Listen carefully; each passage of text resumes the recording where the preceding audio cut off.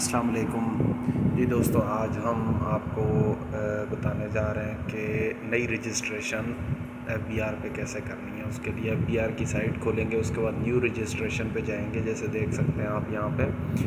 और उसके बाद ये वाला पेज खुल जाएगा जिस पर कुछ मालूमात है जो आपने एंटर करनी है, जिसमें आपका NIC नंबर होगा, आपका नाम होगा और ये साथ में मोबाइल नंबर, आपका सर्विस कौन सी है मोबाइल की, और उसके बाद ईमेल एड्रेस आपका पूछा जाएगा। ये सारी फीड करने के बाद आपका कुछ एड्रेस के बारे में मालूमात होती है जो आपने देनी होती है, जिसमें जो है ना आपने अपना जो भी घर का एड्रेस होता है वो डालना होता है, और साथ में उसकी ओनरशिप किसके नाम पे है, मतलब अगर आप खुद हैं या आपके वालिद साहब हैं, कोई घरेलू है, और साथ में पार्टनर। उसके बाद कैप्चा डाल के आप इस फॉर्म को सबमिट कर देते हैं। तो जैसे ही सबमिट करते हैं तो उसके बाद फिर आपके पास नीचे ऑप्शन आ जाती है कि जी आपके मोबाइल नंबर पे और ईमेल एड्रेस पे कोड भेजे गए हैं 2। वो कोड आपने इन जो ब्लैंक हैं फॉर्मेट, इनके अंदर अपने इनपुट करने हैं। जैसे ही आप मैसेज और ईमेल में चेक करेंगे वो कोड आपको मिलेंगे, वो आपने यहाँ पे एंटर करने हैं। वो एंटर करेंगे, उसके बाद एंटर करने के बाद जैसे ही आपके पास ये ऑप्शन आ रहा होगा सबमिट का, तो आप सबमिट करेंगे तो उसके बाद आपकी रजिस्ट्रेशन जो है वो हो जाएगी। और ये वाला मैसेज जो स्क्रीन पे आप इस वक्त देख सकते हैं, ये वाला मैसेज आएगा।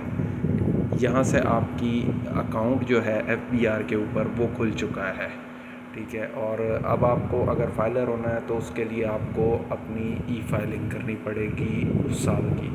उसके लिए फिर आप FBR की ये साइट के ऊपर IRS का खोलेंगे, और इसमें फिर जो आपने लॉगिन ID और पासवर्ड अपना बनाया है, लॉगिन ID नॉर्मली आपका LIC नंबर होता है, और फिर पासवर्ड जो है वो नीचे दिया हुआ होता है। तो यहाँ पे ये देख सकते हैं आप, रजिस्ट्रेशन नंबर में आप अपना जो ID अभी बनाया है, शनाख्ती कार्ड नंबर डालेंगे, और इसके बाद इसके नीचे उसका पासवर्ड एंटर करेंगे। ये जैसे ही आप ये एंटर करेंगे तो उसके बाद आप इसको लॉगिन कर सकते हैं। NIC नंबर और पासवर्ड लिख के उसके बाद जो नीचे लॉगिन का ऑप्शन है, इसके ऊपर आपने क्लिक किया, प्रेस करना है, तो उसके बाद आपका अकाउंट ओपन हो जाएगा। और उसके अंदर जैसे ही साइट खुलेगी तो उसके अंदर आपने अपनी प्रोफाइल के जो भी डेटा है, एक तो वो आपने अपडेट करना है, और साथ में आपने उस साल की जो आपकी फाइलिंग होगी, जैसे अब हम 2023 की फाइलिंग कर रहे हैं, तो उस फाइलिंग को आप अपनी उस ईयर की आप टैक्स रिटर्न गोशवारे जमा कराएंगे। अब ये देखें जी, ये हमने पासवर्ड लिख लिया है, और इसके साथ इसका NIC नंबर, हमने लॉगिन ID, और जैसे ही लॉगिन किया है तो ये जो होम पेज है इस साइट का अकाउंट का वो खुल गया है। होम पेज में जब ऊपर आप FBR का जो ये ब्लू कलर का आप देख रहे हैं ऊपर, सबसे पहले इनकम टैक्स वाला, इसके अंदर जैसे ही आप क्लिक करेंगे तो उसके बाद आपको ये आगे ईयर मांगेगा। अब ये ईयर 2023 का हमने डाला है, इनपुट किया है। इसके बाद ये ऊपर आपके पास गोशवारे खोल देते हैं, और ये अगर आप पुराने यूज़र हों तो आप इंपोर्ट ऑफ प्रीवियस ईयर कर सकते हैं, तो उसमें आपके पिछले साल का सारा डेटा आ जाएगा। लेकिन अगर आप न्यू कर रहे हैं, जैसे हम ये वाला न्यू अकाउंट बनाया है, तो यहाँ पे आप न्यू वाला रजिस्टर अपना ओपन करेंगे, और उसके बाद आप जैसे सैलरीड पर्सन है तो यहाँ पे नीचे आप देख सकते हैं कि ये सैलरी वाला जो खाना है, जिसमें आपकी इनकम बेसिकली आपने एंटर करनी है, वो इनकम आप यहाँ पे लिखेंगे। अब जैसे इस केस के अंदर हमारे पास जो इनकम हम डाल रहे हैं इस वक्त, वो अराउंड ऑफ 3 लाख के करीब है, जो कि हम एंटर करके उसके बाद कैलकुलेट करेंगे। जब आप इसको कैलकुलेट वाले बटन को प्रेस करते हैं तो ये डेटा एक किस्म का अपने पास अपलोड कर लेता है कि जी इतनी इनकम इस बंदे की हुई है। इसके बाद सैलरी इनकम आप अपनी बताने के बाद आप इसके साइड में जो टैक्स वाला जो इसके अंदर ऑप्शंस हैं वो फीड करने होते हैं, जिसके अंदर आप टैक्स क्रिएटेड वाला भी है, टैक्स एडजस्टेबल टैक्स भी है, फिक्स्ड जो टैक्स होते हैं वो भी हैं, और फिर नीचे एंड पे कंप्यूटेशन वाला खाना है। अब आप ये कंप्यूटेशन वाले में देख सकते हैं जैसे कि शो हो रहा है कि इस वक्त इसमें ज़ीरो टैक्स शो हो रहा है क्योंकि इनकी इनकम जो है वो कम है, हमने सिर्फ 3 लाख से। इसी तरह से अगर कोई भी आप इसकी इनकम ज़्यादा होगी तो वो यहाँ पे ज़्यादा शो करेगा। अब ये इस केस में अब हम आपको एडजस्टेबल टैक्स के अंदर जो है ये ऑप्शन देख सकते हैं, salary of corporate under section 149, हमारा जो भी टैक्स कटता है वो अंडर सेक्शन 149 होता है, तो वो हमने एंटर किया है, वो ज़ीरो डाल दिया है क्योंकि टैक्स बनता नहीं था। तो इसके बाद अगर इसमें हमने किसी जगह पे और अगर टैक्स एडजस्ट ये करने के बाद आपने जब टैक्स एडजस्टमेंट कर ली है तो उसके बाद ये 2 जगहों पे आता है। एक आती है टैक्स वाले खाने में आता है जो जहाँ पे आपने इनकम और आपने वो बतानी होती है। उसके बाद वेल्थ स्टेटमेंट में शो करना आता है। वेल्थ स्टेटमेंट में 2 ऑप्शन आते हैं आपके पास। एक इनकम, वो इनकम है जो टैक्सेबल इनकम है, और कोई अगर ऐसी इनकम है जिसके ऊपर टैक्स नहीं देना तो वो भी आप यहाँ पे शो करते हैं। जैसे कि मिसाल के तौर पे WPPF जो है ये नॉर्मल सैलरीड पर्सन का जो आता है वो विदाउट टैक्स फ्री होता है। तो हमने यहाँ पे इनकम जो ऊपर हमने सैलरी इनकम वाले उसके ऑप्शन के अंदर डाली थी, फीड की थी, वो यहाँ पे भी हम फीड करेंगे इनकम के तौर पे।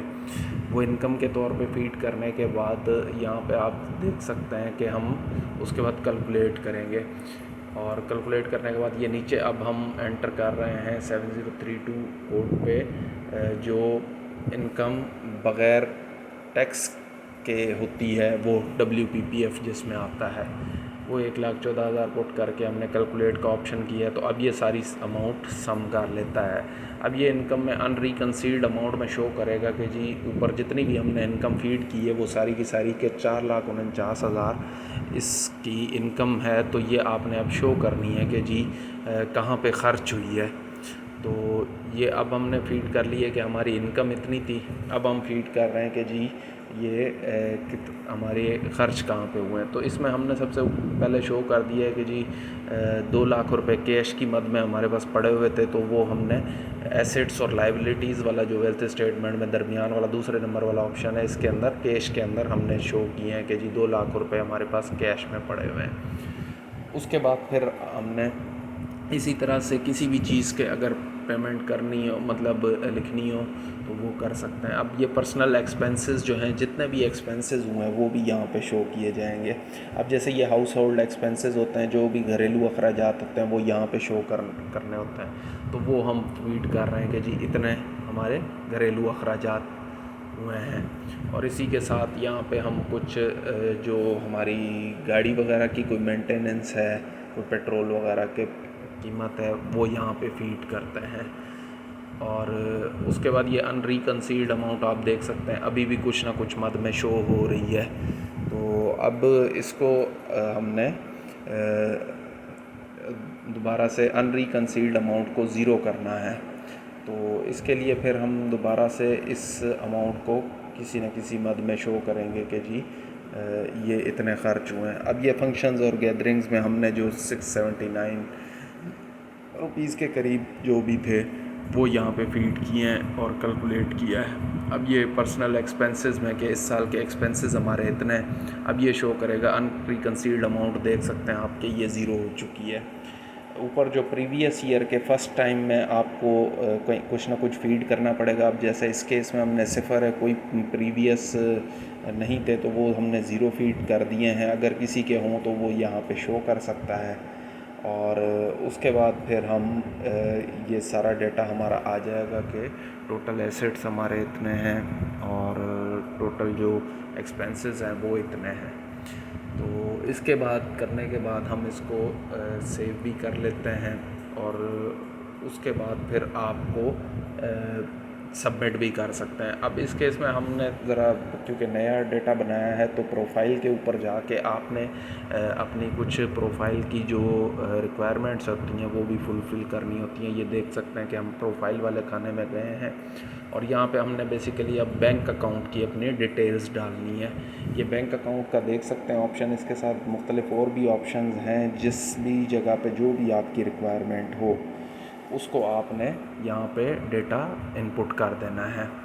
और इस केस में अभी फ़िलहाल हमने चूँकि ये है कि हमने अपना इनकम किस के ज़रिए आती है, ये सैलरी हमने शो कर दी है।